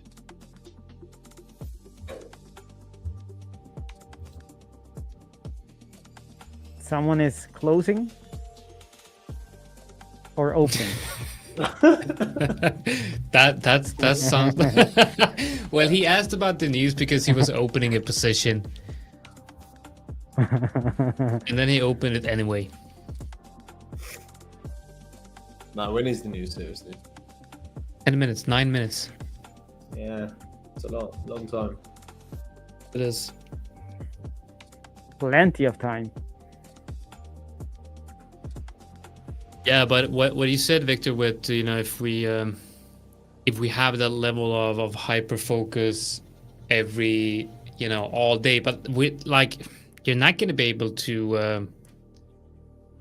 Trade like this all day. I mean, if you look at, some of the traders I'm in contact with that trade like this for a living, they trade like 2-hour sessions at max, like 2 times a day. So they have like in total like four 4 hours of actual trading in a day, and that kind of makes sense, you know. Most of the time as yeah, well, you if gotta you've know got yourself. something else that you're doing, like if you're doing if you've got jobs on the side that you're working from home or you're working from your office and you're trading and you got your charts running on the side and then you're doing everything else, then that's just the perfect thing because you're not paying attention to it. Yeah, that's what that's one of the main reasons why I like swing trading. Like this morning, I was out on like a 1 hour walk, right? During between 8 and 9, and then I came in from like doing a 1 hour walk. I did a scalping session, 1.5 hour, and did some other work. And I feel like I would much rather just have a screen up with my higher time frames while working on other things. Maybe I'm recording a video or writing a script or whatever, and I get an alert, and I have several hours to make a reaction, to take a decision. If I'm scalping, I can only scalp, and that's the only thing I'll be able to do. So I can't really do anything else, Yeah, totally.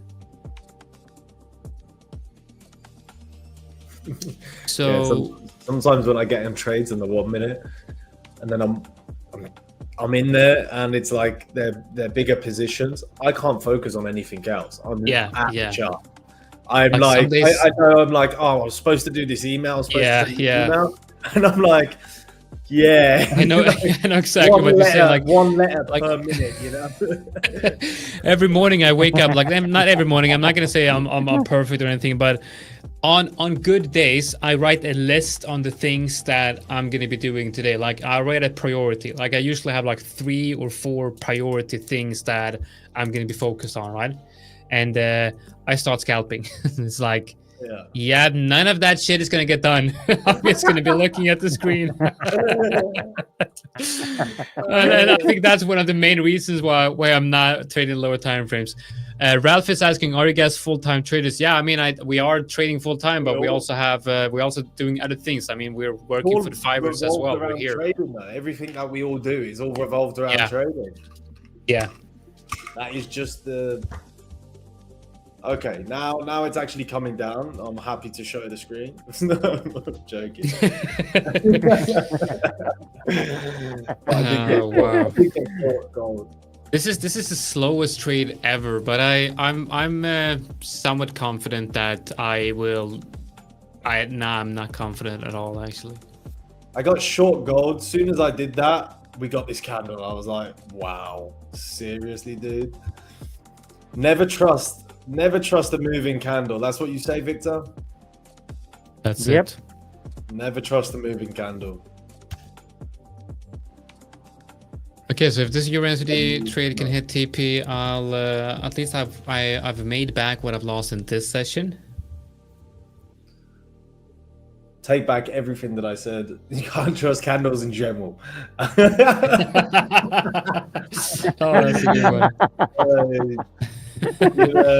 Henry, I wouldn't call this catching a falling knife. I would actually I've been very patient here. I've been very patiently waiting for this, accumulation down in the reload zone. Wow, got the break and that's retest a really here. nice trade. It's a very nice. And this is also good a good example of why you want to. That's nice. If you something I would have taken. Yeah, I mean, why didn't you? I don't look at that question. Pair. I do not look at that pair. So I did I did enter here, stopped out here. So wow, this is a good lesson in. This is a good lesson in if you get stopped out on a good trade and that trade necessarily doesn't get invalidated with your stop loss, you want to make sure that you get into that trade again if the setup is validated. And that's pretty much what I did here. This stop loss that I had here was just because of an early entry, but the structure was the same in the same area. We'll see. Well, yeah, let's not pull that up. Yeah, I was about to click it. I was literally about to click that. Rascal, you little rascal. Yeah, man.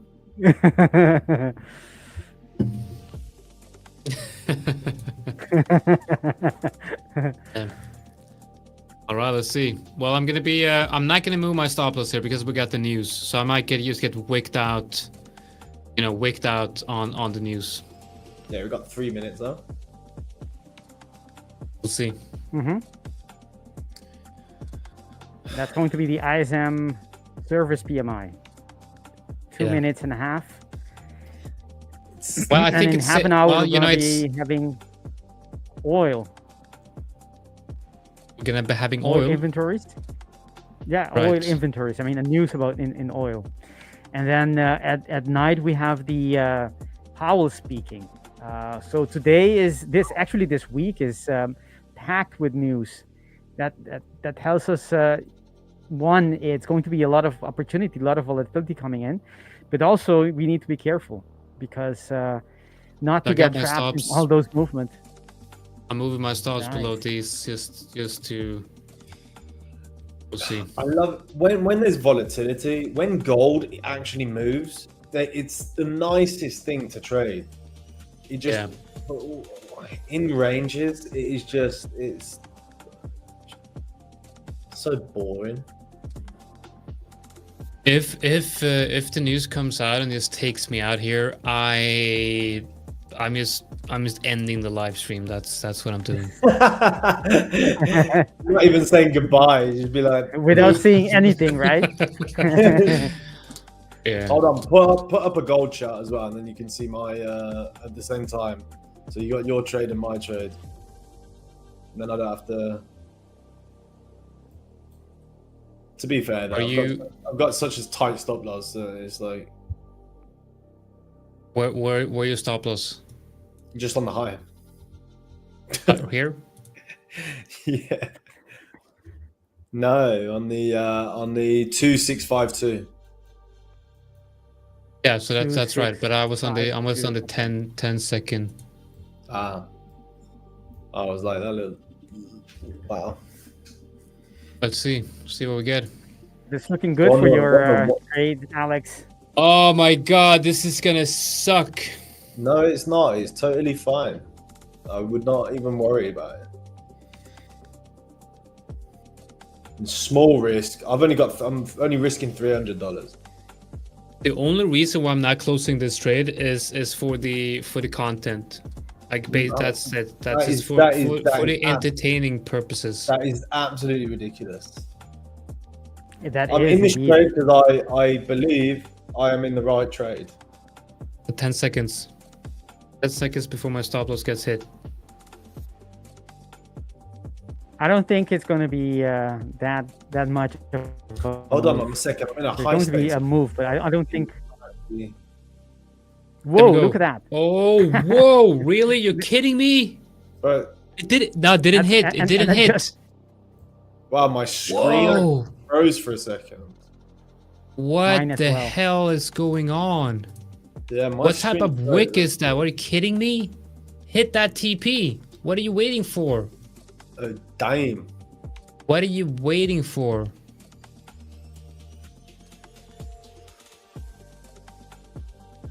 Wow, that's great. I didn't get slipped. Don't do this to me.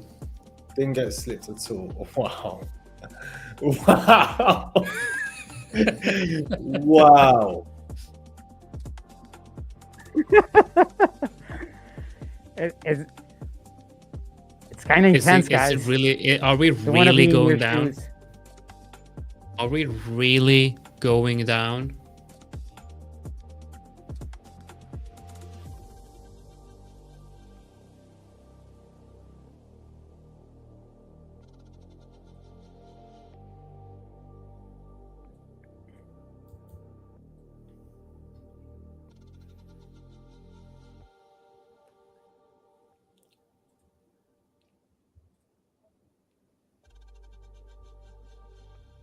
Right.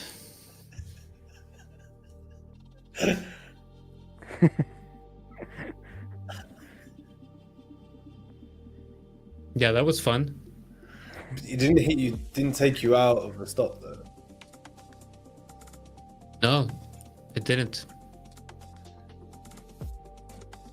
But I think it's gonna continue. There's I think it's gonna come back and Continue in what direction you're talking about? In your direction. Yeah. Down.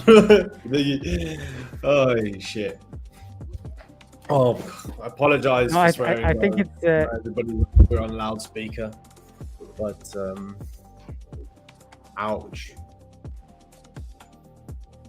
That's what I mean. It's gonna come back, Jonathan. Don't worry. Yeah, thank you, Victor. I think it's gonna come back. Ooh, look at that. Well, there's definitely volatility. Oh, he's moving. He just went to a 50 fib. Yeah, perfect reaction. Oof, look at that. What is going? Like, why? It's very nice. Very nice. Very nice. This is good. I'm glad.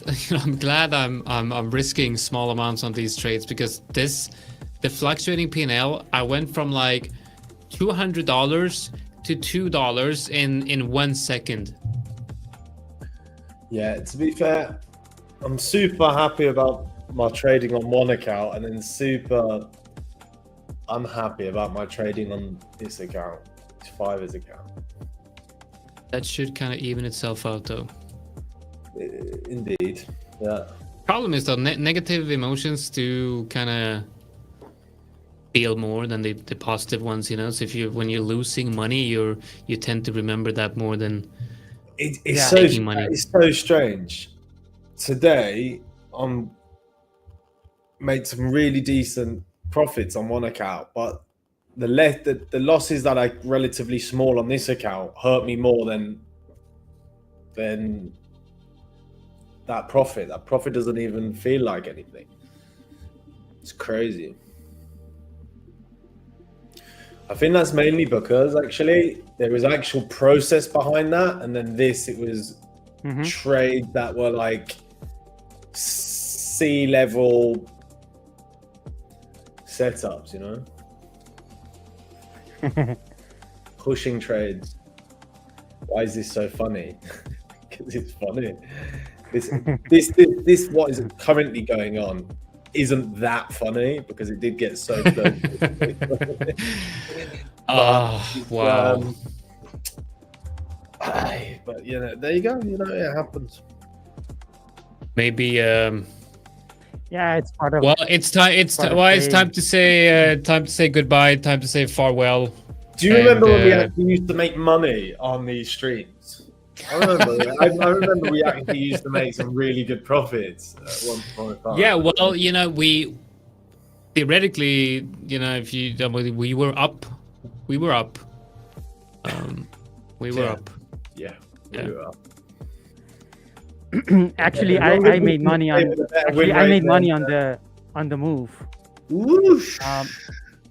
The news. And now you come in and say you made money. Like, you've been waiting all this time and saying like you had a profitable trade, and that you're always watching. Yeah, that's a good one. I took many losses here, and on the bounce of that H1 order block, which is not alignment, so it's not my typical trade, but this it did work out, and that was the H4 order block that was my TP, and that got hit with the news. I actually made the loss and God, I'm so happy for you. It's amazing. Victor, just tell us you are the market maker. Just admit it. Take off the mask and show your true identity. Da, da, da. Wow, that would be a crazy stream. That's it though, no? Yeah, well, EU. Yeah, but is coming back. What pair is that though? On EU, EURNZD is going to come back. It's going to hit that TP. I promise you all, it's going to hit that TP. I think it is. I think it will. Of course, I don't know for sure, but I think it has a good chance, because EU in any case is quite bullish from after the news. If dollar is the only a currency that's having this move, then of course that doesn't mean anything for EURUSD. But if euro has part of the movement in the euro dollar movement we are seeing right now, then your EURNZD move pair or trade should be okay. Yeah, I mean, if the levels that should hold is holding, I just wish that, if you look at, I mean, I'm obviously gonna hold this trade because the levels, this one is holding, and if we reclaim this level, then I think we're gonna move. We're gonna see that move higher. But yeah, it's interesting. Finally, we had a trade that waited, tried to stay patient. No, today there's not going to be any giveaway like we did the big raffle giveaway yesterday with the Black Friday. Next week we're gonna do a little bit different setups with the giveaway. It's going to be more of a challenge. You're gonna see it's gonna be interesting next week with the giveaway. But the whole Black Friday raffle got. We announced all the winners for that in yesterday's live stream. But guys, I really want to thank you all for joining here today. Hopefully you enjoyed these live trading sessions. We're going to be trying to do these more often, and I'm going to be probably doing that on a Wednesday. For me, I think it's a nice way to end the week of live streams with some live trading. So the plan that I have here going forward would be to have Mondays. It's going to be more of a macro outlook, looking at what moves we're expecting on the higher timeframes for the major pairs in the Forex market, and some breakdown of the news that's coming up on. So that's going to be on Monday, and then on Wednesday we're doing the live trading session. And then of course, if you have any suggestions, any feedback, anything like that, let us know in the comments. You can also send an email to tradingroom@the5ers.com. Yes. Anything else, guys? Nope, that is it. I think it was an entertaining Yeah, that's stream. it. Entertaining to say the least. Yeah. Okay, guys. Thank you for joining. Yeah, to say the least. Yeah, I enjoy these sessions a lot. Thank you all for being here. See you guys. I enjoyed them as well. I'm gonna go lay down. All right, take care, guys. Bye. Hi guys, so thank you very much for watching the video. Now make sure you like and subscribe, and most of all, go into the YouTube and check our other content that we provide here at The 5ers. We'll see you in the next one.